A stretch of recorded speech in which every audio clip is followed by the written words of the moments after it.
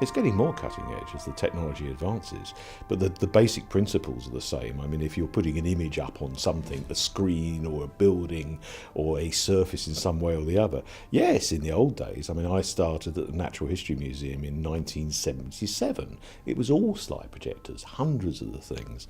Now we're using the very latest state-of-the-art RGB laser projectors, very, very different type of technology. In those days, we could pull them apart in the office, clean them up. I can't do that. And in many respects, in my job, I can't pull apart the equipment anymore, but it doesn't stop me still doing what I do.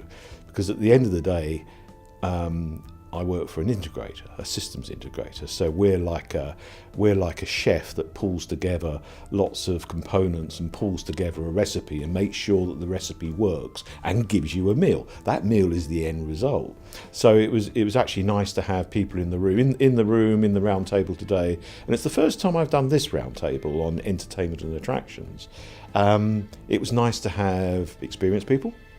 People who've been around for many years and people who are very, very new and hearing the same stories and issues. It was nice to have consultants along with, I call practitioners, systems integrators, along with end users and operators and coming to very, very similar conclusions as we talk through. You never come away from a round table like that with everybody agreeing on every point.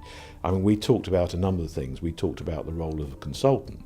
And it was good to hear the guy from the Tate and his stories about bringing in external consultant in. And basically the fundamental issue he had is that they could do the work internally, but if they had produced a report, it wouldn't have had the same gravitas as a report that's done by an independent consultant. Now, in this case, it was a consultant that was mixing heritage along with technology, so it wasn't just about technology.